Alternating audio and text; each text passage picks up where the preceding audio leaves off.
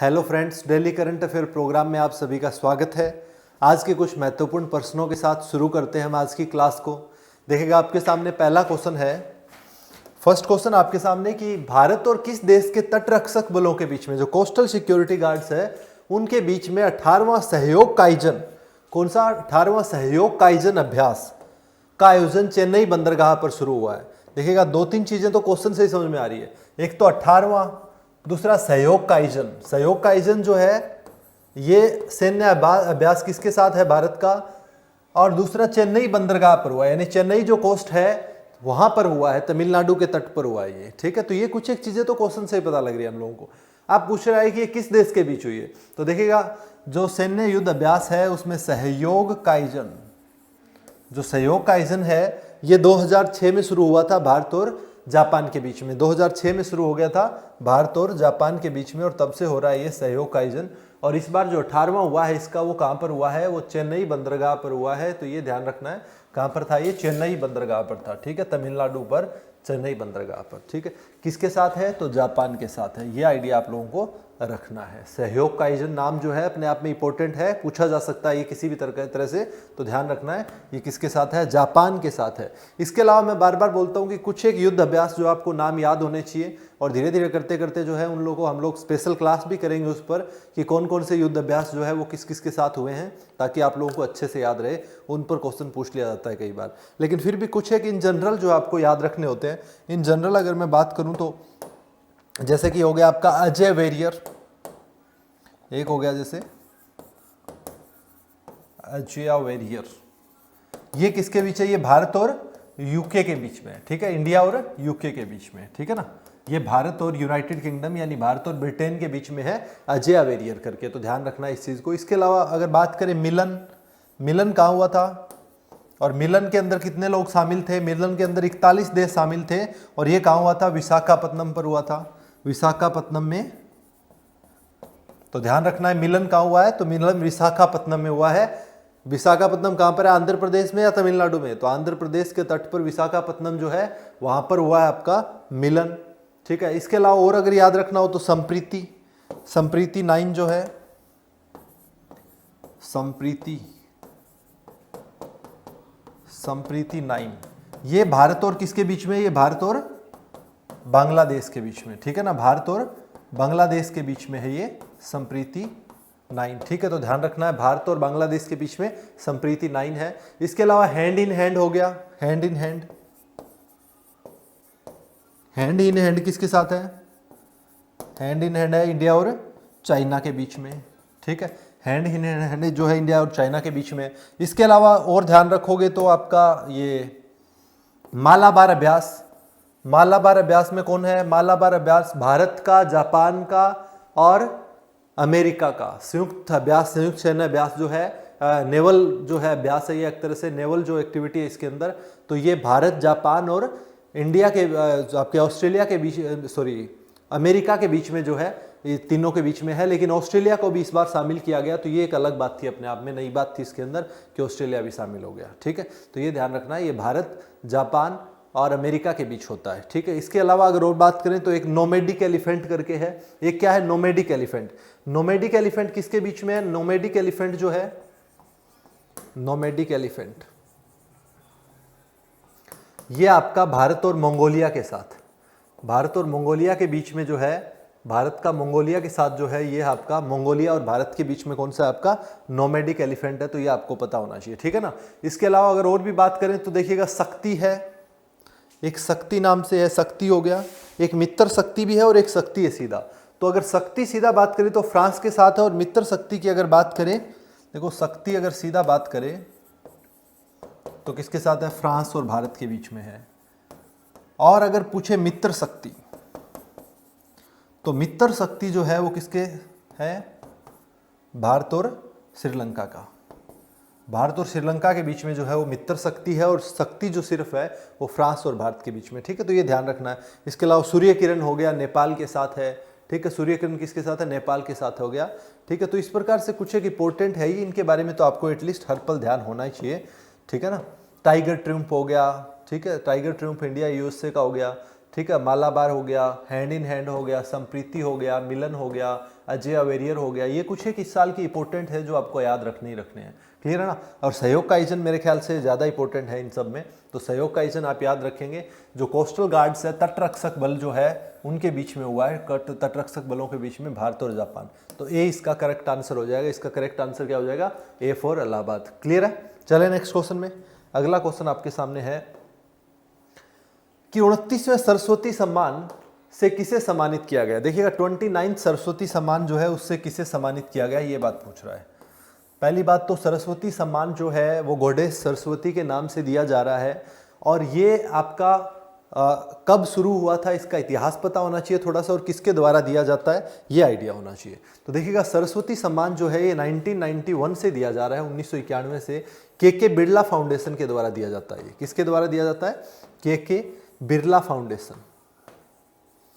के बिरला फाउंडेशन के द्वारा दिया जाता है ये सम्मान। ध्यान रखना 1991 से ये शुरू है।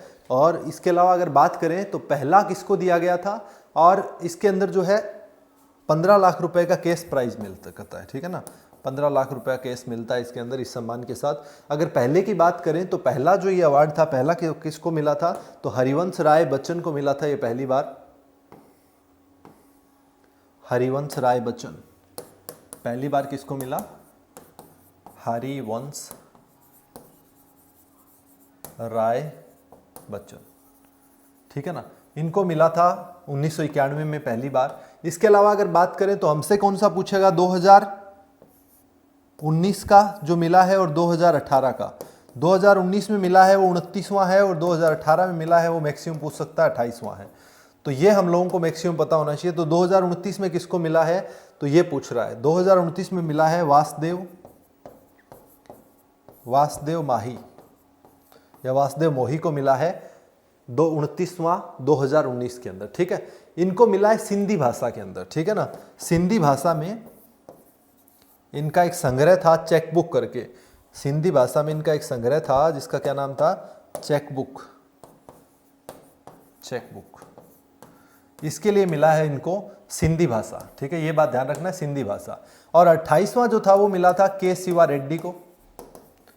के शिवा रेड्डी को जो है वो 28वां मिला था। इनको मिला था तेलुगु भाषा के लिए। ठीक है, इनको कौन सी भाषा में मिला था? इनको मिला था तेलुगु भाषा में। ठीक है, तो ये भी थोड़ा सा ध्यान रखना, इनको तेलुगु में मिला था 28वां जो था। 29वां सिंधी भाषा में। सिंधी भाषा, इसके अलावा ये सम्मान जो दिया जाता है ये एक तरह से जो है ऑनर दिया जाता है। ये आपका जो हमारे 8वां शेड्यूल जो है, हमारी जो 8वीं अनुसूची है भारतीय संविधान की, उसमें जो भाषाएं शामिल है उसी को दिया जाता है। ऐसा नहीं है किसी भी भाषा को, जो 8th शेड्यूल के अंदर 8वीं अनुसूची के अंदर जो शामिल भाषाएं हैं उन्हीं में मिलेगा। और 8वीं अनुसूची में कितनी भाषाएं शामिल है आपको पता होगा अच्छे से, कितनी भाषाएं शामिल है? वर्तमान में टोटल 22 भाषाएं जो है उसमें शामिल है। और मूल संविधान जब लागू हुआ था उस समय 14 ही थी। और सबसे पहले जो 15वीं भाषा जोड़ी गई थी वो सिंधी भाषा ही थी। सिंधी भाषा को कब जोड़ा गया था?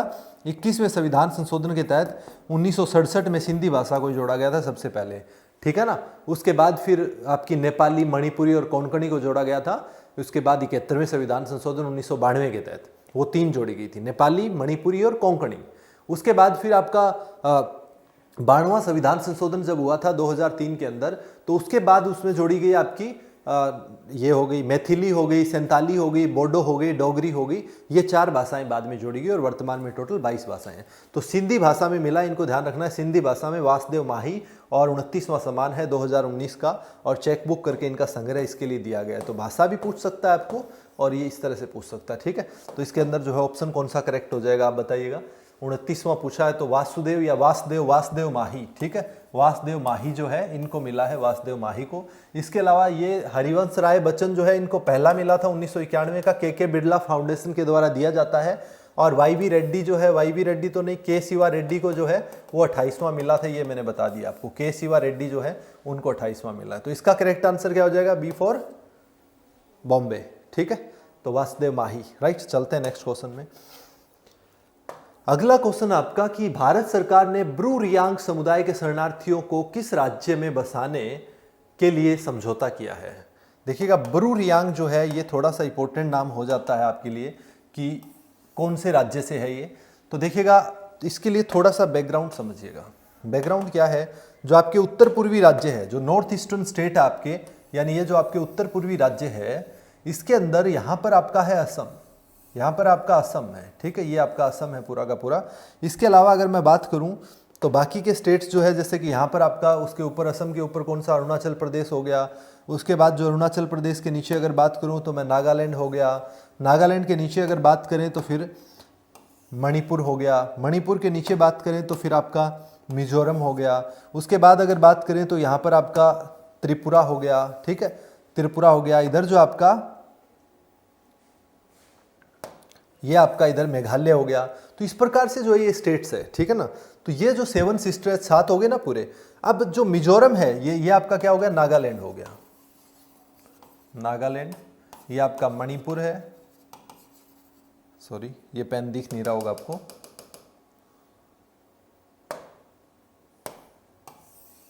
देखिएगा, ये जो है ये हो गया नागालैंड, राइट।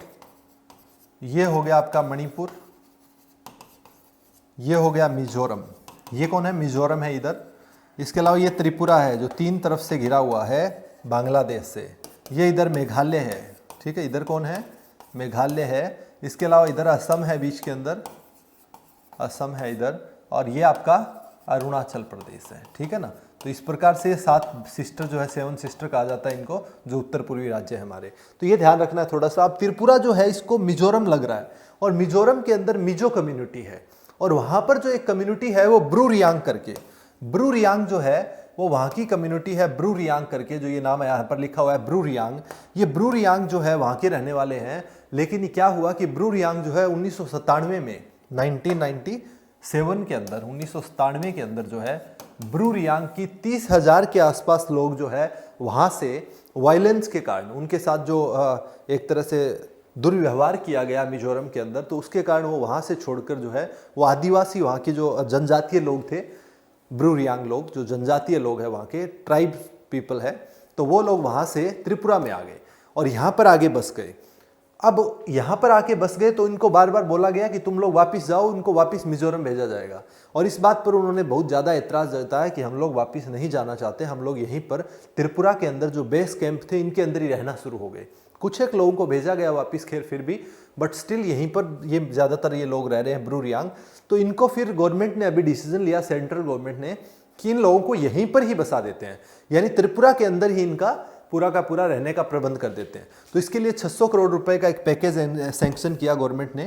कितने रुपए का, 600 करोड़ रुपए का ब्रू रियांग को इधर ही बसाने के लिए 600 करोड़ रुपए का एक पैकेज किया। और उसके अंदर क्या किया गया, जो प्रत्येक परिवार है, प्रत्येक फैमिली जो है, तो प्रत्येक फैमिली को 4 लाख रुपए का एफडी करवाएंगे। 4 लाख रुपए का क्या हो जाएगा, फिक्स डिपॉजिट करवा देंगे। एफडी कितने का होगा, 4 लाख रुपए का। इसके अलावा जो है 5,000 रुपया प्रति महीना के हिसाब से 2 वर्ष तक, 2 वर्ष तक 5,000 रुपया प्रति महीने तक जो है इनको दिया जाएगा। लेकिन आपको ये नहीं देखना है कि 5,000 रुपया दे रहे हैं उनको या 10,000 रुपया देना है। आपका क्वेश्चन क्या बनेगा वो इंपॉर्टेंट है। क्वेश्चन ये है कि कहां पर बसाया जा रहा है ब्रू रियांग को, त्रिपुरा में, ठीक है। अमित शाह ने घोषणा की थी 600 करोड़ रुपए की। इसके अलावा जो है ब्रू रियांग कहां से है, मिजोरम, मिजो लोग है वहां पर ज्यादा, लेकिन मिजोरम से ही ब्रू रियांग है, जनजाति लोग है ये, ठीक है ना, ट्राइबल कम्युनिटी से बिलोंग करते हैं। तो ये आपको आइडिया होना चाहिए। तो ये शरणार्थी के तौर पर जो है त्रिपुरा के अंदर बसाने की बात हो रही है, ये आपको ध्यान रखना है। इसके अलावा थोड़ा सा ये आइडिया रखना है कि इस प्रकार ये जुड़ा हुआ सिस्टम है पूरा का पूरा, और त्रिपुरा यहाँ पर पड़ता है। और त्रिपुरा को जो है वो 3 तरफ से किसने घेर रखा है, तो त्रिपुरा को 3 तरफ से जो है वो बांग्लादेश ने घेर रखा है। ये बात आपको पता होनी चाहिए। त्रिपुरा जो है इधर से पूरा का पूरा बांग्लादेश से घिरा हुआ है, ठीक है। तो ये छोटी मोटी बातें आपको पता होनी चाहिए। क्लियर है। तो ब्रू रियांग याद रख लेंगे आप लोग, ब्रू रियांग के बारे में। ओके, तो चलते हैं नेक्स्ट क्वेश्चन में। इसका करेक्ट आंसर हो गया आपका बी। देखा ना, इसका ध्यान से देना है। त्रिपुरा भी है, मिजोरम भी है, लेकिन इसने पूछा है किस राज्य में बसाने के लिए, तो बसाना किस राज्य में, त्रिपुरा में है। किस राज्य से, मिजोरम से। इन दोनों बातों का फर्क समझना है अच्छे से। नेक्स्ट क्वेश्चन आपका अगला क्वेश्चन है कि किस भारतीय को ऑस्ट्रेलिया के सर्वोच्च सम्मान ऑर्डर ऑफ ऑस्ट्रेलिया से सम्मानित किया गया है। कौन व्यक्ति है जिसे ऑर्डर ऑफ ऑस्ट्रेलिया से सम्मानित किया गया, जो कि ऑस्ट्रेलिया का सर्वोच्च सम्मान है। क्या है, ऑर्डर ऑफ ऑस्ट्रेलिया, इससे सम्मानित किया गया। पूछ रहा है किस व्यक्ति को किया गया, बताइएगा। किरण मजूमदार, सौ, रतन टाटा, मुकेश अंबानी, आकाश महिंद्रा। आनंद महिंद्रा भी है, आकाश महिंद्रा तो कोई खैर नहीं है। लेकिन फिर भी बताइए क्या ऑप्शन इसका करेक्ट होगा, किसको जो है सर्वोच्च ऑर्डर ऑफ ऑस्ट्रेलिया से जो है ऑर्डर ऑफ ऑस्ट्रेलिया से सम्मानित किया गया है। जो अभी किया गया, इससे पहले भी 3 भारतीय और भी किए जा चुके हैं, चौथे नंबर पे है, ये भी ध्यान रखना है। इनसे पहले जो है ऑर्डर ऑफ ऑस्ट्रेलिया से सम्मानित किया जा चुका है, मदर टेरेसा को सम्मानित किया जा चुका है। इसके अलावा भारत के पूर्व अटॉर्नी जनरल है एक महान्यायवादी रहे हैं भारत के पूर्व, सोली सोराब जी, उनको भी इस ऑर्डर ऑफ ऑस्ट्रेलिया जो है उससे सम्मानित किया जा चुका है। इसके अलावा सचिन तेंदुलकर, जो क्रिकेट महानायक सचिन तेंदुलकर है, उनको भी किया जा चुका है। इसके अलावा अभी चौथे नंबर पे जो है चौथे भारतीय बने हैं ये, जिनको ऑर्डर ऑफ ऑस्ट्रेलिया से सम्मानित किया गया है, वो है किरण मजूमदार शॉ। किरण मजूमदार शॉ जो है वो बायोकॉन कंपनी की संस्थापक है। बायोकॉन जो है जैविक दवा या जैव दवा बनाने वाली कंपनी है, एक जैव दवा बनाने वाली कंपनी है बायोकॉन। बायोकॉन की संस्थापक है किरण मजूमदार शॉ। इन्होंने एक कंपनी लगा रखी है जिसका हेडक्वार्टर है बेंगलोर में, ठीक है। बायोकॉन जो है इसका हेडक्वार्टर है बेंगलोर के अंदर। और इस कंपनी का कब हुआ था, जो आपका एक तरह से ये कह सकते हो आप लोग कि कब ये बनी, तो 1978 के अंदर जो है इस कंपनी का फाउंडेशन जो है 1978 में रखी गई, स्थापना 1978 में हुई। किरण मजूमदार शॉ को क्यों दिया गया ये, क्योंकि वो फेडरेशन ऑफ ऑस्ट्रेलियन यूनिवर्सिटी जो है, फेडरल यूनिवर्सिटी ऑफ ऑस्ट्रेलिया जो है उसकी स्टूडेंट रही है वो किरण मजूमदार शॉ। एक चीज़ ये है। दूसरा, उसको जो है भारत और ऑस्ट्रेलिया के बीच में औद्योगिकरण से जोड़ना, एकेडमिक की तरफ से जोड़ना, शिक्षा के क्षेत्र में जोड़ना, तो उनके बीच में संबंधों को और ज़्यादा अच्छा किया है उन्होंने। किरण मजूमदार शॉ ने इस चीज़ में कहीं ना कहीं जो है भागीदार रही है इनकी। तो इसके लिए इनको ऑस्ट्रेलिया का सर्वोच्च ऑनर जो है वो दिया गया है, जिसको हम लोग ऑर्डर ऑफ ऑस्ट्रेलिया से के नाम से जानते हैं, ठीक है। तो ये ध्यान रखना है। इसके अलावा ऑस्ट्रेलिया की बात आ रही है तो ऑस्ट्रेलिया के अंदर थोड़ी बहुत चीज़ें आपको और भी ध्यान रखनी है। बायोकॉन आप याद रख लेंगे, कोई समस्या नहीं है। बायोकॉन जो है जैव दवा बनाने वाली एक कंपनी है, एक फार्मास्यूटिकल कंपनी है भारत की। इसके अलावा मैं बता रहा था आपको कि देखिएगा ऑस्ट्रेलिया का नाम जब भी आता है तो ऑस्ट्रेलिया के बारे में 2-4 चीज़ें आपको ध्यान रखनी चाहिए। और वो क्या क्या है, एक तो है ऑस्ट्रेलिया के अंदर सबसे इंपॉर्टेंट 2 रिवर है वहाँ की, एक है मुरे और दूसरी है डार्लिंग।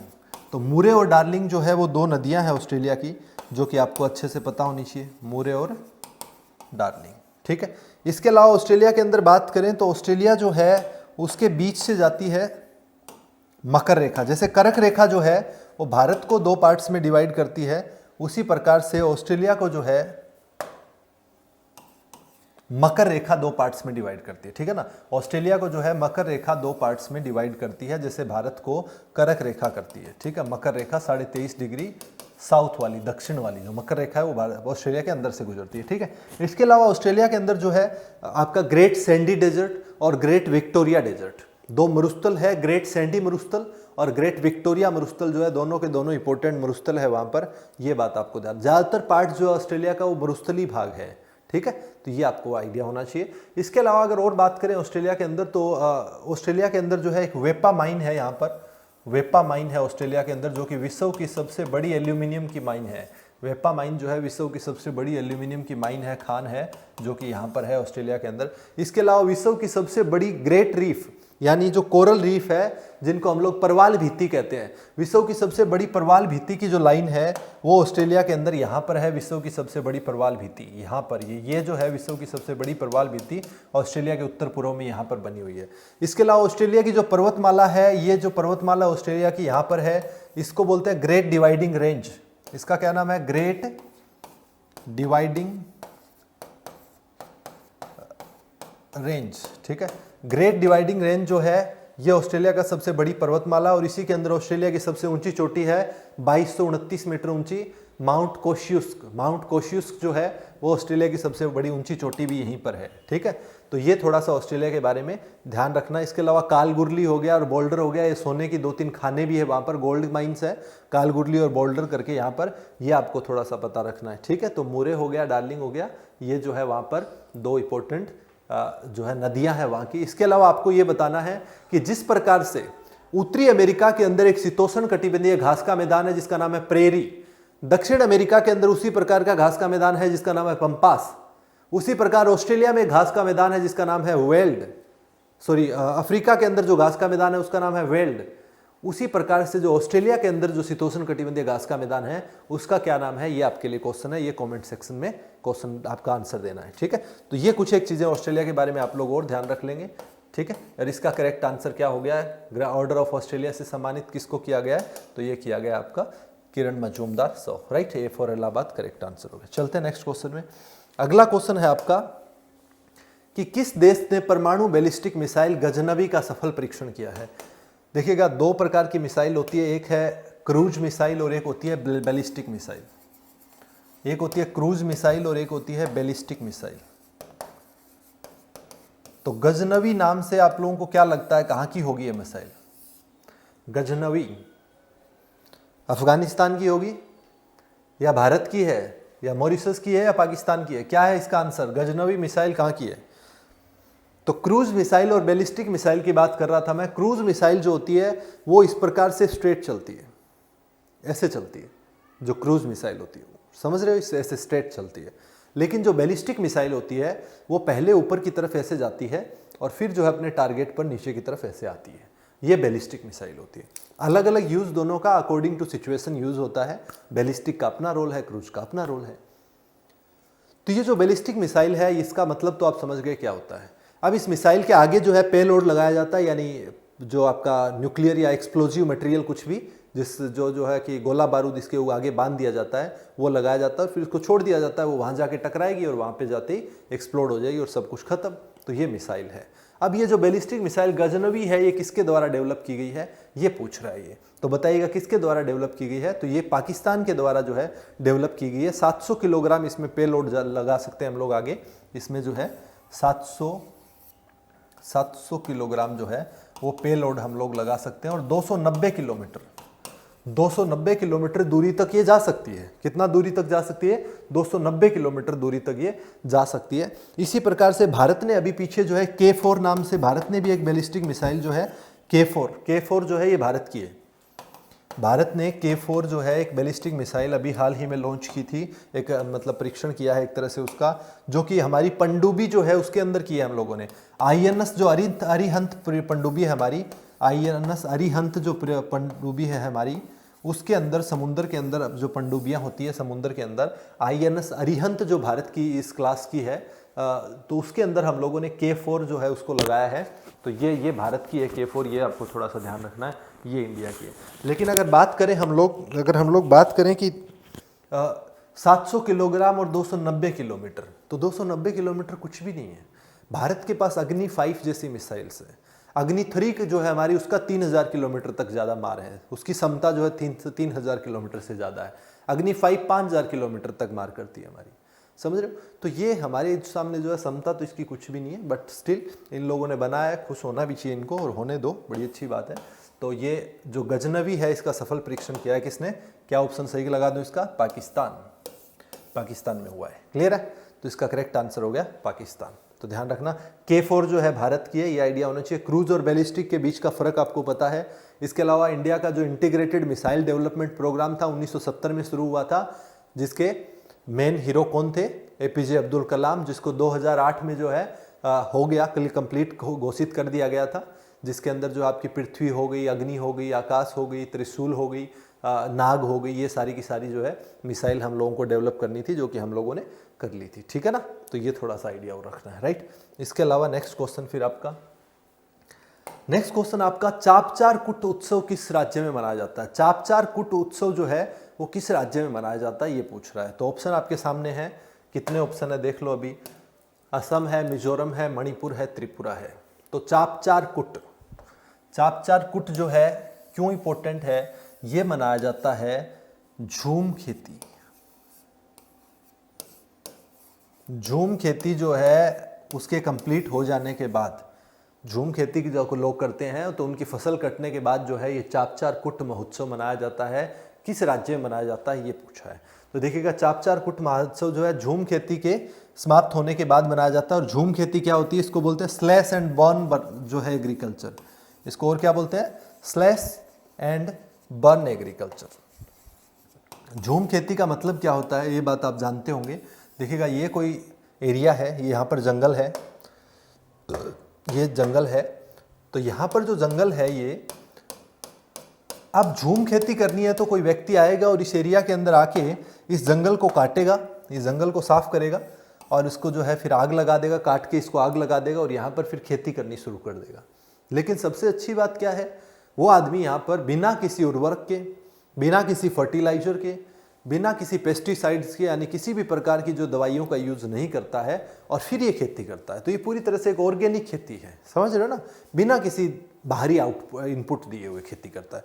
तो ये जो खेती होती है, इस प्रकार की एग्रीकल्चर जो है, इसके बाद यहाँ पर काट के और ये करता है, तो इसको बोलते हैं झूम खेती। अब जैसे इसकी उर्वरता खेती की बिना कुछ डाले अगर आप यूज करोगे उसको, तो मिट्टी की उर्वरता शक्ति तो खत्म हो जाएगी। अब खत्म होगी तो ये भाई साहब क्या करेगा, यहाँ से जाएगा, यहाँ से काटेगा और यहाँ से काट के फिर यहाँ पर बोएगा।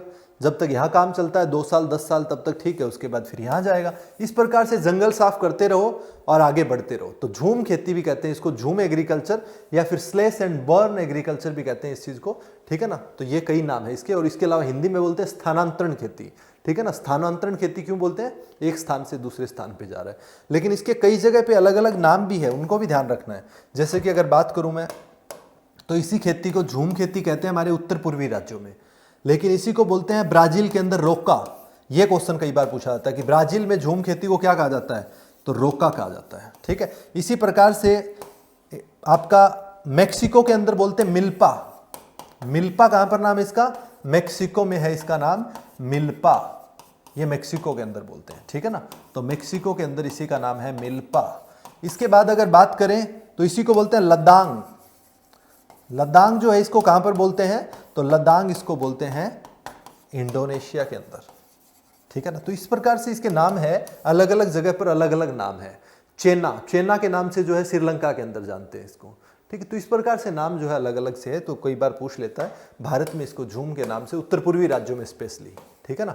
तो ये आपको आइडिया होना चाहिए। अब चापचारकुट महोत्सव बताइए कहां पर है, तो ये आपका मिजोरम के अंदर। चापचारकुट महोत्सव जो है कहां पर मनाया जाता है, मिजोरम के अंदर मनाया जाता है, ध्यान रखना है। और मिजोरम के अंदर जो है आइजोल उसकी कैपिटल है और श्रीधरन पिल्लई जो है वहाँ के राज्यपाल और जॉन मथंगा जो है वो वहाँ के मुख्यमंत्री। ये बातें साथ में और याद रखनी है, ठीक है। तो ये क्वेश्चन इसी के साथ समाप्त। अगला क्वेश्चन आपके सामने अब देखते हैं कौन सा है, नेक्स्ट क्वेश्चन। चलिएगा अगला क्वेश्चन। अगला क्वेश्चन है, संविधान के प्रस्तावना का पाठ सभी स्कूलों में अनिवार्य करने वाला भारत का दूसरा राज्य कौन सा बना है। कि संविधान की प्रस्तावना आप लोगों को पता है ना, बड़ी प्यारी प्रस्तावना है हमारे देश की, उसका पढ़ाना अनिवार्य कर रहे हैं कि हर जो है स्कूल के अंदर ये अनिवार्य कर देंगे ये कौन सा राज्य बना है। लेकिन यहाँ पर एक बात देख रहे हो आप लोग, दूसरा राज्य कौन सा बना है ये पूछ रहा है। इसका मतलब पहले भी किसी राज्य में किया जा रहा है ऐसा, तो ये चीज का ध्यान रखना है। पहले भी किसका मतलब तो कोई राज्य में हो रहा है ना, तभी तो दूसरा पूछ रहा है तुमसे। तो पहले भी किया जा रहा है, तो पहला और दूसरा दोनों ही देखते हैं हम लोग क्या मामला है। बोल रहा है कि जो भारत की प्रस्तावना है वो छोटी सी है, एक बिल्कुल भी आधा पेज ही है प्रस्तावना हमारी, लेकिन उसमें पूरे भारत के बारे में बता दिया है, सब कुछ समझा दिया है उसके अंदर। बोलता है भारत एक किस प्रकार का देश है, भारत का जो संविधान जो है वो कैसा है, भारत के लोगों को उसमें क्या क्या दिया गया है, भारत का संविधान भारत के लोगों को क्या प्रदान करता है, भारत के संविधान को किसने बनाया है, भारत के संविधान को कब अपनाया गया है, ये तमाम बातें तो उसमें लिख दी। हम भारत के लोग, we the people of India, तो हम भारत के लोगों से जो है उसको पूरी की पूरी शक्ति मिली हुई है, हमारे संविधान को जो है और हम भारत के लोगों ने बनाया है। ये पहली लाइन लिखी हुई है। और आखिरी लिखी हुई है कि 26 नवंबर 1949 को हम भारत के संविधान को आत्मर्पित करते हैं या अपने आप को सौंपते हैं या अपनाते हैं। ये बात लिखी हुई है अंत में। और बीच में लिखा हुआ है कि भारत देश कैसा है, तो भारत एक संप्रभुता संपन्न, समाजवादी, धर्मनिरपेक्ष, लोकतांत्रिक गणराज्य है, यानी संप्रभुता संपन्न है। और ये संप्रभुता संपन्न जो है ये डेफिनेशन लोगों को नहीं पता है। संप्रभुता संपन्न का मतलब है प्रेशर नहीं है किसी भी और आदमी का, हम अपने आप में पूरी तरह स्वतंत्र है, हमारे फैसले खुद लेंगे। तो भारत की संप्रभुता को बनाए रखना हमारे लिए बहुत जरूरी है। लेकिन पहले मालूम तो चले हम लोगों को कि संप्रभुता है क्या।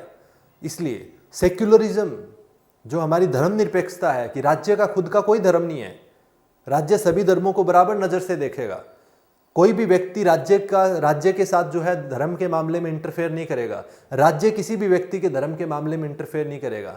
यानी धर्म पूरी तरह से एक आदमी का अपना निर्णय है, वो कौन से धर्म को कैसे भी चूज करे, कैसे भी प्रार्थना करे, कुछ करे, वो उसकी मर्जी है। ये है धर्मनिरपेक्षता। लेकिन हम लोग कुछ और ही समझते हैं। तो ये तमाम चीज़ें जो है समझना बच्चे को बहुत ज़रूरी है और वेरी इनिशियल स्टेज पे समझना बहुत ज़रूरी है। वो बहुत बड़ा हो जाता है तब भी नहीं सीख पाता है और उसी के कारण जो है फिर पूरी कम्युनिटी के अंदर, पूरे समुदाय के अंदर जो है एक दुर्भावना फैल जाती है। अलग अलग धर्मों को, अलग अलग जाति को, अलग अलग समुदायों को लोग जो है एक नफ़रत की भावना से देखते हैं। उन तमाम चीज़ों को समाप्त करने के लिए, उन तमाम चीज़ों को समाप्त करने के लिए जो है ये काम किया जा रहा है कि प्रस्तावना का पाठ ज़रूर पढ़ाया जाए। अगर ये इम्प्लीमेंट होता है तो बड़ी अच्छी बात है कि ये बच्चों को बहुत। दूसरा, इसके अंदर लिखा हुआ है कि भारत के लोगों को क्या प्रदान करता है, तो भारत के लोगों को जो है स्वतंत्रता, समानता, इक्वलिटी, लिबर्टी प्रदान करता है। समानता किसकी? प्रतिष्ठा और अवसर की समानता। न्याय प्रदान करता है, आर्थिक, सामाजिक और आपका राजनीतिक न्याय प्रदान करता है। इसके अलावा और क्या करता है प्रस्तावना? प्रस्तावना आपकी स्वतंत्रता देती है, विचार की, अभिव्यक्ति की, धर्म की, उपासना की स्वतंत्रता प्रदान करती है। और अखंडता, अखंडता कौन सी? इंटीग्रिटी बनाए रखे, हमारी इंटीग्रिटी जो है, अखंडता बनी रहे, पूरा भारत जो है एक रहे, हमेशा भारत की एकता और अखंडता सुनिश्चित रहे, ऐसी बंधुता की भावना पैदा हो।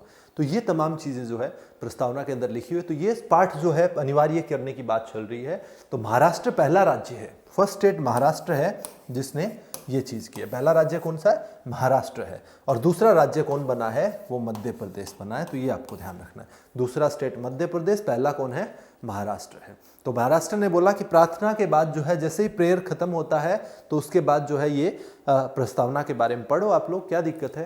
क्लास शुरू होने से पहले प्रस्तावना का पाठ पढ़ो, ठीक है। ये क्यों हुआ? जो अभी सिटीजनशिप अमेंडमेंट एक्ट था और था, इसके बाद जो ये प्रदर्शन हो रहे थे, इन तमाम चीज़ों के बाद जो है थोड़ा सा समझाना लोगों को अनिवार्य लगा, तो इसलिए ये चीज़ कर लें। इसके अलावा मध्य प्रदेश के अंदर बोला जा रहा है कि हर शनिवार को जो है वो स्कूल में प्रेयर के बाद, प्रार्थना होने के बाद जो है वो आपको प्रस्तावना का पाठ पढ़ना अनिवार्य है। तो इस प्रकार से कुछ चीज़ें लागू करने की बात चल रही है, ठीक है। तो महाराष्ट्र का जिक्र आया, महाराष्ट्र के सीएम कौन है और महाराष्ट्र के राज्यपाल कौन है, इतना बता दीजिएगा। और महाराष्ट्र की राजधानी, तो महाराष्ट्र की राजधानी बॉम्बे, और महाराष्ट्र में नवी मुंबई, ठीक है। इसके अलावा बॉम्बे हाई जो है महाराष्ट्र के अंदर, जहाँ पर सर्वाधिक पेट्रोलियम निकाला जाता है, जो आपका अरब सागर जो है उसमें पड़ता है बॉम्बे हाई, जहाँ पर सर्वाधिक जो है पेट्रोलियम पाया जाता है आज के दिन। उसके बाद फिर अंकलेश्वर गुजरात हो गया, डिगबोई असम हो गया, वे तो बाद की बात है, लेकिन जो आपका बॉम्बे हाई है उसमें सर्वाधिक पेट्रोलियम पाया जाता है। महाराष्ट्र के राज्यपाल है वर्तमान में भगत सिंह कोश्यारी और महाराष्ट्र के सीएम है उद्धव सिंह ठाकरे, ठीक है। ये तमाम जानकारी आपके पास होनी चाहिए महाराष्ट्र के बारे में। इसके अलावा महाराष्ट्र के अंदर महारानी विक्टोरिया टर्मिनस, जिसका नाम छत्रपति शिवाजी कर दिया गया था बाद के अंदर, वो यूनेस्को वर्ल्ड हेरिटेज साइट है, रेलवे स्टेशन है वहाँ का, वो यूनेस्को वर्ल्ड हेरिटेज साइट में शामिल है। इसके अलावा अगर बात करें तो एलोरा की और अजंता की गुफाएं हैं, वहाँ पर एलिफेंटा की गुफाएं हैं, ये तमाम चीज़ें भी महाराष्ट्र के अंदर। तो ये थोड़ी बहुत चीज़ें आपको ध्यान रखनी है। मध्य प्रदेश के अंदर बात करें तो मध्य प्रदेश के अंदर आपका अभी वर्तमान में मुख्यमंत्री कौन है और वर्तमान में राज्यपाल कौन है? तो राज्यपाल है आनंदीबेन पटेल। इसके अलावा मुख्यमंत्री कौन है? शिवराज सिंह चौहान है। मध्य प्रदेश का इंदौर शहर जो है वो स्वच्छता के अंदर सर्वप्रथम रहा था, ये बात आपको याद होगी। 4 साल से लगातार इंदौर शहर जो है वो स्वच्छता में फर्स्ट नंबर पे आ रहा है। लेकिन प्रदूषण के मामले में जो है सबसे प्रदूषित शहर भारत का अभी कौन सा आया था? तो सबसे प्रदूषित शहर जो वो आया था झरिया, झारखंड के अंदर जो है झरिया, वो सबसे प्रदूषित शहर की सूची में आया था। और सबसे कम प्रदूषित में अगर बात करें तो लुगसेई जो है, तो वो आपका लुगलेई जो है वो सबसे कम में आया था, सबसे कम प्रदूषित में आया था। तो ये थोड़ी बहुत ध्यान रखनी है आपको, ठीक है। तो इसी के साथ जो है दूसरा राज्य पूछा है, तो क्या लगा दूं आंसर इसका, बताइएगा फटाफट से। सी फॉर कलकत्ता, मध्य प्रदेश हो जाएगा। पहला पूछे तो महाराष्ट्र हो जाएगा, दूसरा पूछा इसने तो मध्य प्रदेश। क्लियर अच्छे से?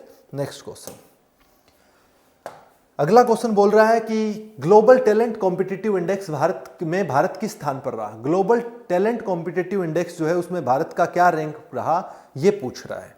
तो ग्लोबल टैलेंट जो कॉम्पिटिटिव इंडेक्स है 2020 का है जो, उसमें भारत का क्या स्थान रहा? पहली बात तो क्या क्राइटेरिया है कि हमें पता लगे कि टैलेंट क्या है, ग्लोबल टैलेंट कॉम्पिटिटिव इंडेक्स क्या देखता है? तो देखिएगा इसमें जो है ज्ञान जो है वो नहीं है, एक तरह से टैलेंट जो है किसी देश की टैलेंट को अट्रैक्ट करने की क्षमता कितनी है, कि हमारे देश की तरफ कितना टैलेंट आना चाहता है, उसके बाद उसको हम लोग वहाँ पर रिटेन कर सकें, वहाँ पर रखे रहे हम लोग उसको, और उस टैलेंट को ग्रो करने की पावर जो बात है वो, और स्किल्स जो है उसकी बात होती है, ग्लोबल नॉलेज स्किल्स की बात होती है। ये तमाम चीज़ों के आधार पर जो है देखा जाता है आपका ग्लोबल टैलेंट कॉम्पिटिटिव इंडेक्स में। और इसके आधार पर जो भारत के सामने सबसे बड़ी चुनौतियाँ हैं वो है टैलेंट अट्रैक्शन और टैलेंट रिटेन। आप लोगों ने सुना होगा ब्रेन ड्रेन, थ्योरी ऑफ जो है ड्रेन दी थी आपके दादा भाई नौरोजी ने, जिसमें बोला था कि ब्रिटिश सरकार जो है पैसे को किस प्रकार से जो है वो बाहर लेके जा रही है। तो ड्रेन की थ्योरी जो है उन्होंने दी थी कि ड्रेन ऑफ वेल्थ कैसे हो रहा है, उसी प्रकार से ब्रेन का ड्रेन हो रहा है आज के दिन। हमारे देश के अंदर जो अच्छे डॉक्टर्स है, अच्छे इंजीनियर्स है, वो कहीं ना कहीं पैसे के अभाव में, कहीं ना कहीं किसी ना किसी तरह से जो है किसी चीज़ के अभाव में जो है वो देश को छोड़कर और दूसरी जगह पर जब उनको अपॉर्चुनिटी दिखती है तो वो चले जाते हैं, क्योंकि हम लोग उनको उनकी एक्सपेक्टेशन के अकॉर्डिंग नहीं दे पाते। अब सूखी देशभक्ति तो किसी के अंदर नहीं है, चाहे बातें कितनी बड़ी बड़ी करो, ये तो नॉर्मल सी बात है। आदमी को जीवन में और भी बहुत कुछ चाहिए। अकेली देशभक्ति तो कोई लाखों में एक व्यक्ति मिल सकता है, मैं ये नहीं कहूँगा बिल्कुल भी ना हो गया पता, लेकिन अदरवाइज नहीं होती है।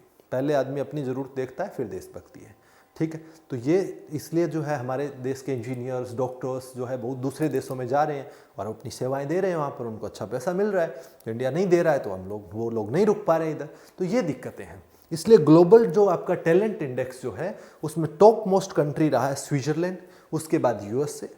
इस इंडेक्स के मुताबिक जो है सबसे नंबर 1 पे कौन रहा है इस इंडेक्स में, ग्लोबल टैलेंट कॉम्पिटिटिव इंडेक्स में स्विट्जरलैंड जो है फर्स्ट नंबर पे, दूसरे नंबर पे रहा है यूएसए और तीसरे नंबर पे रहा है सिंगापुर। सिंगापुर जो है इसमें कौन से नंबर पे रहा है, वो तीसरे नंबर पे रहा है सिंगापुर, ये ध्यान रखना है। और भारत का अगर बात करें तो 72 जो है रैंक आया है भारत का। भारत 2020 में कौन से रैंक पे है, 72वें रैंक पे है भारत 2020 में हमारा टैलेंट जो है इस कॉम्पिटिटिव इंडेक्स के अंदर। लेकिन 2019 की अगर बात करें तो भारत था 80वें स्थान पे। 2019 में इस इंडेक्स में भारत कितवें स्थान पे था, 80वें। इसका मतलब 8 रैंकिंग तो हम लोग अच्छे सुधार हुआ है, कहीं ना कहीं कुछ तो सुधार बन रहा है, इसका मतलब ये है, ठीक है। 8 रैंकिंग का तो सुधार हुआ है। 2019 में 80वां रैंकिंग था और अब 2020 के अंदर कितना हो गया, 72वां हो गया है। टॉप मोस्ट कौन है इसमें इंडेक्स के अकॉर्डिंग, स्विट्जरलैंड। दूसरे नंबर पे है यूएसए, तीसरे नंबर पे सिंगापुर। तो थोड़ा सा आइडिया रखना इस चीज़ के बारे में आप लोगों को, राइट। तो इसका करेक्ट आंसर क्या हो जाएगा, सी फॉर कलकत्ता हो जाएगा इसका करेक्ट आंसर। इसी के साथ चलते हैं नेक्स्ट क्वेश्चन में। अगला क्वेश्चन आपके सामने है, पीएम मोदी ने हाल ही में राजस्थान के किस शहर में पत्रिका गेट का उद्घाटन किया है। देखिएगा पत्रिका गेट जो है इसका क्या मतलब है, क्या मतलब है पत्रिका गेट का, इस चीज़ को समझने की कोशिश करो। पत्रिका गेट जो है वो जयपुर के अंदर स्थापित किया गया है। मैं यहीं पर ये क्वेश्चन का आंसर देके आपको ये तो इस ख्याल से बाहर निकाल देता हूँ। इसका करेक्ट आंसर जो है वो जयपुर है। जयपुर जो है वो पिंक सिटी है, राजस्थान के अंदर है, यू नो वेरी वेल। और इसको जो है यूनेस्को वर्ल्ड हेरिटेज सिटी जो है वो भी घोषित कर रखा है। अहमदाबाद को कर रखा था, उसके बाद जो है पीछे 2018-19 के अंदर जो है इसको यूनेस्को वर्ल्ड हेरिटेज सिटी घोषित कर दिया था, जो आपकी राजस्थान की जयपुर है। अब वहाँ पर जो है राजस्थान की कला, संस्कृति, विरासत जो है उनको दर्शाता हुआ एक पत्रिका गेट बनाया गया है, जो कि राजस्थान की जो पत्रिका समूह है उसके द्वारा विकसित किया गया है। राजस्थान का एक पत्रिका समूह है, उसके द्वारा ये गेट बनाया गया है, तो इसलिए नाम भी पत्रिका गेट रखा है। समझ पा रहे हैं इसको। उनके संपादक जो है गुलाब कोठारी जी, तो गुलाब कोठारी जी इनके संपादक है उस पत्रिका के। और उनके उनके दो बुक्स है, जिनका एक का नाम है संवाद उपनिषद करके और एक अक्षर यात्रा करके है। इन दोनों का ही प्रधानमंत्री मोदी ने जो है वर्चुअली जो है एक तरह से उद्घाटन किया था। तो ये जो पत्रिका गेट जो है ये जयपुर के अंदर ये गेट बनाया गया है पत्रिका फाउंडेशन या पत्रिका समूह के द्वारा, जो कि राजस्थान की पत्रिका समूह है उसके द्वारा, ठीक है। तो ये ध्यान रखना है। पत्रिका गेट पूछ ले, थोड़ा नाम अजीब लगेगा, कौन से राज्य के अंदर है, राजस्थान के अंदर, कौन से शहर में है, जयपुर में है, क्या है ये, तो गेट ही है, ये गेट ही है और कुछ नहीं है, फालतू में नहीं दिमाग लगाना है, ठीक है। गेट लिखा हुआ है तो गेट ही है, गेट नहीं लिखा होता तो सोचते। अब गेट लिखा हुआ है, तुम लोग सोच रहे हो कि रोड बना हुआ है, तो ऐसा थोड़ी होता है, ओके। तो ये गेट ही बना रखा है, पिक्चर देख लेना और गूगल पे पड़ा इसका पिक्चर भी तो मिल जाएगा। ग्लोबल रिस्क रिपोर्ट 2020 किसके द्वारा जारी की है। अगला क्वेश्चन क्या है, द ग्लोबल रिस्क रिपोर्ट 2020 किसके द्वारा जारी की गई है। ग्लोबल रिस्क रिपोर्ट क्या है। ग्लोबल रिस्क रिपोर्ट जो है वो ये बताती है आपको कि आने वाले समय में कितना रिस्क है, क्या चीज़ें जो है वो कितनी दिक्कत कर सकती है, इन तमाम चीज़ों के बारे में बताता है ग्लोबल रिस्क रिपोर्ट। इसके बारे में जलवायु परिवर्तन से होने वाले आने वाले समय में जो चुनौतियां हैं उसके बारे में बताया जाता है। सी राइज होगा उसके कारण जो है, ग्लोबल वार्मिंग जो बढ़ेगा उसके कारण जो चुनौतियां सामना करने पड़ेगी उनके बारे में बताता है। लेकिन यहाँ पर ये नहीं बताता है कौन से देश के अंदर जो है कितना रिस्क है, ये वो ये नहीं है। इसलिए इसमें कैसा क्वेश्चन पूछा है, किसके द्वारा जारी की गई है, समझ रहे हो? तो बताइए कौन सा है, किसके द्वारा? वर्ल्ड बैंक आएगा कि वर्ल्ड इकोनॉमिक फोरम आएगा कि WHO आएगा, कौन आएगा बताइए? शाबाश, यूनाइटेड नेशंस आएगा, कौन आएगा इसमें? What would be the correct answer? Correct answer क्या होगा इसका? World economic forum. World economic forum जो है इसकी स्थापना हुई थी 1971 के अंदर, जो इसकी स्थापना हुई 1971 के अंदर। और ये जो है वर्ल्ड आपकी द ग्लोबल रिस्क रिपोर्ट जो जारी करती है, इसके अलावा जो है global social mobility report, global social mobility report जो है, global social mobility report, mobility mean आना जाना, ठीक है, वो रिपोर्ट भी जारी करती है। किस वजह से, क्यों लोग जो है सोशल सोसाइटी क्यों मूव करती है, कैसे प्लान होता है, इन चीज़ों के बारे में भी उसमें बताया जाता है। तो वो भी वर्ल्ड इकोनॉमिक फोरम जो है दोनों रिपोर्ट जारी करती है। इसका हेडक्वार्टर है स्विट्जरलैंड के अंदर, स्विट्जरलैंड में हेडक्वार्टर है इसका, ये ध्यान रखना है। और ये जो 1971 के अंदर इसका फाउंडेशन जो है 1971 के अंदर है। इसके अलावा अगर आपके सामने बात दे रखी है वर्ल्ड बैंक और WHO और यूनाइटेड नेशंस की, तो बताइएगा वर्ल्ड बैंक और इनका हेडक्वार्टर और बता दीजिए फटाफट से। वर्ल्ड बैंक जो है अगर आज बात करें तो 189 के आसपास 189 मेंबर्स है वर्ल्ड बैंक के अंदर। वर्ल्ड बैंक के अगर 189 मेंबर कंट्रीज है। इसकी स्थापना 1944 में स्थापना हो गई थी वर्ल्ड बैंक की, 1944 में 1944 जो है उसमें वर्ल्ड बैंक की स्थापना हो गई थी। इसके अलावा अगर बात करें वर्ल्ड बैंक की तो वाशिंगटन DC के अंदर जो इसका हेडक्वार्टर है, हेडक्वार्टर कहाँ पर है वर्ल्ड बैंक का? तो वाशिंगटन DC के अंदर जो है वर्ल्ड बैंक का हेडक्वार्टर है। ये आपको ध्यान रखना है वर्ल्ड बैंक के बारे में, राइट। इसके अलावा डेविड मालपास जो है वो इसके अध्यक्ष है, डेविड मालपास जो है वो वर्ल्ड बैंक के अध्यक्ष है, ठीक है। इसके अलावा अगर बात करें वर्ल्ड हेल्थ ऑर्गेनाइजेशन, तो वर्ल्ड हेल्थ ऑर्गेनाइजेशन जो है इसकी स्थापना कब हो गई थी? 1948 के अंदर हो गई थी। और इसका हेडक्वार्टर की अगर बात करें तो जेनेवा स्विट्जरलैंड है। वर्ल्ड हेल्थ ऑर्गेनाइजेशन WHO जो है स्थापना 1948 में हो गई थी, हेडक्वार्टर जेनेवा स्विट्जरलैंड में है इसका, ठीक है। तो ये आपको ध्यान रखना है। इसके अलावा फिर आपका यूनाइटेड नेशन आ रहा है। यूनाइटेड नेशन आपको पता ही है 24 अक्टूबर 1945 में स्थापना हुई है इसकी। और इसके अभी जो आपके सेक्रेटरी जनरल जो है वो कौन है? एंटोनियो गुटेरेस जो है आपके सेक्रेटरी जनरल है। और इसका हेडक्वार्टर जो है वो न्यूयॉर्क के अंदर है यूनाइटेड नेशन का। तो ये सब कुछ आपको यूनाइटेड नेशन के बारे में फिलहाल के लिए पता होना चाहिए। और यूनाइटेड नेशन की जो सिक्योरिटी काउंसिल है, जो आपकी सुरक्षा परिषद जो है, उसके अंदर 2 साल के लिए भारत अस्थायी सदस्य के रूप में चुना गया है अगले 2 वर्षों तक। ये आपको पता होना चाहिए, क्लियर है? तो ये तमाम चीज़ें जो है ध्यान रखनी है। इसके बाद आपका नेक्स्ट क्वेश्चन, अगला क्वेश्चन जो है वो लास्ट क्वेश्चन आपका बोल रहा है किस राज्य की पुलिस हेल्थ रन नामक अंतर्राष्ट्रीय मैराथन का आयोजन करेगी? बता दीजिएगा, सीधा फैक्चुअल क्वेश्चन है, कोई ज़्यादा एक्सप्लेनेशन की जरूरत नहीं है। कौन सा है? हेल्थ रन नामक अंतर्राष्ट्रीय मैराथन का आयोजन कौन करेगा? तो कौन सा स्टेट करेगा? Health run. पूछ सकता है कि अंतर्राष्ट्रीय मैराथन युद्ध जो किस राज्य ने की थी उसका थीम क्या था? तो हेल्थ रन थीम था किसका? अंतर्राष्ट्रीय मैराथन का। इसके अंदर 42 kilometre marathon full, 21 kilometre half marathon, इसके अलावा 10 किलोमीटर, 5 किलोमीटर, ये इस प्रकार से जो है ये पूरा का पूरा सिस्टम था इसके अंदर, दौड़ का प्रोग्राम था इसके अंदर। तो ये अंतर्राष्ट्रीय मैराथन जो थी वो हेल्थ रन के नाम से थी। और ये आयोजित की थी महाराष्ट्र पुलिस के द्वारा। महाराष्ट्र पुलिस के DGP जो है उनके द्वारा जो है पूरा का पूरा ये आयोजन किया गया था। महाराष्ट्र पुलिस के DGP जो है सुबोध कुमार जायसवाल जो है, पुलिस महानिदेशक महाराष्ट्र के जो है महाराष्ट्र पुलिस के सुबोध कुमार जायसवाल, उनके द्वारा पूरा का पूरा ये किया गया था मैराथन का आयोजन। तो ये महाराष्ट्र के अंदर जो है महाराष्ट्र पुलिस के द्वारा, क्लियर है ना? तो महाराष्ट्र पुलिस के द्वारा ये आपको ध्यान रखना है, राइट। तो इसी के साथ जो है आज के सारे क्वेश्चंस यहीं पर समाप्त होते हैं हमारे। बाकी के क्वेश्चंस हम लोग अगली क्लास में करेंगे। तब तक आप पिछली क्लासेस को ध्यान से देखते रहिएगा और अपने क्वेश्चंस आप लोग नोट कर ही रहे हैं, इंपॉर्टेंट चीज़ों को नोट कर रहे हैं, ये जानकर बड़ी खुशी होती है। आपके कमेंट सेक्शन के अंदर भी कुछ बच्चों के गिले शिकवे भी होते हैं कि सर PDF नहीं मिल रही है। सारी चीज़ें मिलेगी, सब कुछ होगा। तुम लोग पढ़िए, जितना काम अभी हो रहा है उतने कीजिए, सारी चीज़ें होगी धीरे धीरे, डोंट वरी। ओके, सो मिलते हैं अगली क्लास में। Thank you, bye bye.